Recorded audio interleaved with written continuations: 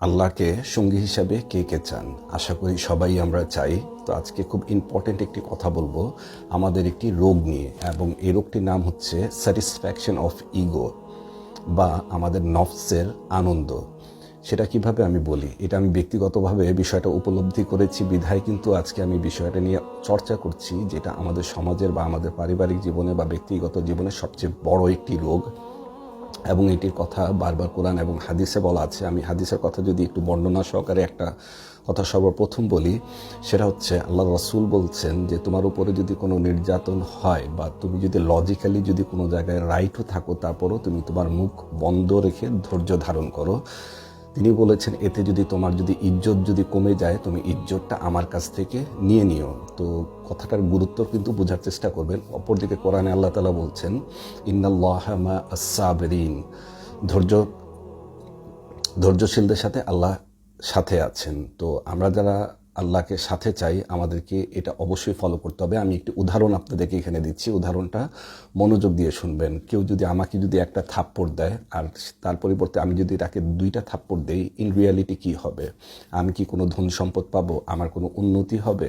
কোনো কিছুই হবে না। একটা জিনিসের শুধু উপকার হবে, সেটা হচ্ছে নাফস অথবা সেলফ ইগো স্যাটিসফ্যাকশন। আপনার ইগো স্যাটিসফ্যাকশন ছাড়া এখানে কারো কোনো উপকার হবে না, পৃথিবীতে কোনো কিছু পরিবর্তন ঘটবে না।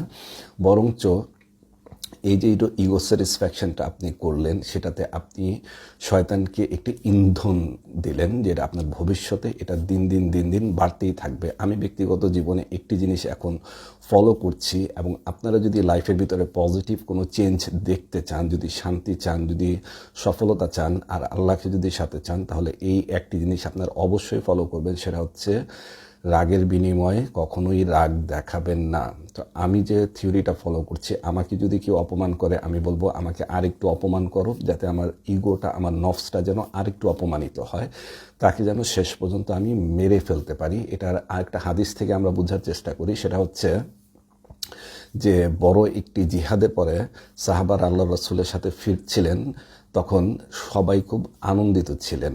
তখন আল্লাহ রাসূল বলেছিলেন যে এখানে বেশি আনন্দিত হয়েও না, কারণ আমরা এখন যে জিহাদটা করেছি, এই জিহাদের চেয়ে আমরা একটা বড় জিহাদের দিকে যাচ্ছি, এবং সেই জিহাদটি হচ্ছে নিজের নফসের সাথে যুদ্ধ করা, এবং এটাই হচ্ছে রিয়েল জিহাদ।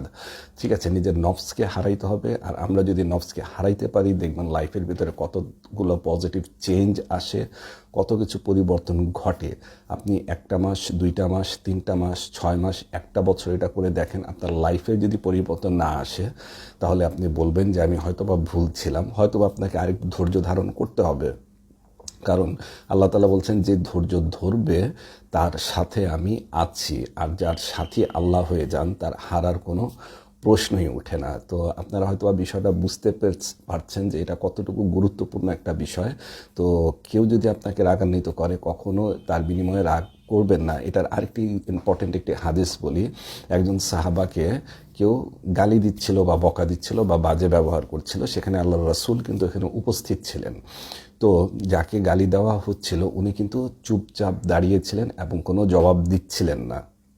তো আল্লাহর রাসূল ওইখানে দাঁড়িয়েছিলেন, কিন্তু একটি সময় গিয়ে ওই সাহাবী তার ধৈর্যটি হারিয়ে ফেলেন, এবং তিনিও তার কথার জবাবে তিনিও জবাব দিতে শুরু করেন। তো সেই মুহূর্তে আল্লাহ রাসূল কিন্তু ওই জায়গাটি বা স্থানটি ত্যাগ করেন এবং চলে যান। তো পরে যখন আল্লাহ রাসূলকে জিজ্ঞাসা করা হলো যে আপনি কেন ওই স্থান থেকে চলে আসলেন, তো আল্লাহ রাসূল বলছিলেন যে যতক্ষণ পর্যন্ত ওই ব্যক্তিটি চুপ ছিল, জবাব দিচ্ছিল না, ততক্ষণ পর্যন্ত ফেরেশতারা তার পক্ষ হয়ে জবাব দিচ্ছিল। কিন্তু যখনই ওই ব্যক্তি নিজের থেকে নিজেকে ডিফেন্ড করা শুরু করলো, ধৈর্যটি হারিয়ে ফেললো, তখন ফেরেশতারা ওইখান থেকে চলে গেল এবং আমিও সেখান থেকে চলে গেলাম।